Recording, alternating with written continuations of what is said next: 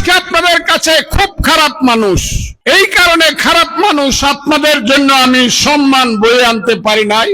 আপনাদের জন্য আমি একটা টাইটেল এনেছি, সেই টাইটেলটা হলো আমি হইলাম ফজা পাগলা। যে হারামজাদারা আমাকে এই টাইটেলটা দিয়েছে তাদের নাম হলো স্বাধীনতা বিরোধী মুক্তিযুদ্ধ বিরোধী জামাত। তাদেরকে যদি ভোট দেন তাইলে আমার মৃতদেহ পাবেন।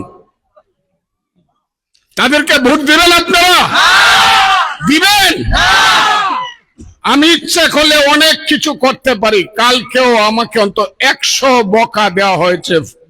কি বকা দেয় বুঝবেন না আপনারা,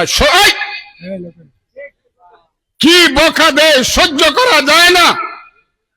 আমার অপরাধ কি? আমি তো জামাত ইসলাম মুক্তিযুদ্ধ বিরোধীদেরকে বকি নাই। তারা যখন 5ই আগস্টের পরে বলা শুরু করলো 47 সনে মুক্তিযুদ্ধ হয়েছিল আর 24 সনে শেষ মুক্তিযুদ্ধ হয়েছে, 71 সনে একটা গন্ডগোল হয়েছিল। এই গন্ডগোলটা ইন্ডিয়া লাগাই দিছিল, 71 সনে কোনো মুক্তিযুদ্ধ হয় নাই। 3 দিন আমি অপেক্ষা করলাম। আমার নাম ফজলুর রহমান, আমি সাধারণ মানুষের ছেলে, কিন্তু এই বাংলাদেশ যুদ্ধ করে যারা স্বাধীন করেছে আমি তাদের মধ্যে অন্যতম বন্ধুরা। কাজেই যখন দেখলাম কেউ কথা বলে না, আমার দল যখন চুপ করে থাকে, তখন জীবন মৃত্যুর রিস্ক নিয়ে এই বাম হাতের আঙ্গুলটা তুলে আমি বললাম, এই রাজাকারের বাচ্চারা, আল বদরের বাচ্চারা, এখনো কিন্তু জীবিত আছি রে। মুক্তিযুদ্ধ আছে, মুক্তিযুদ্ধ থাকবে।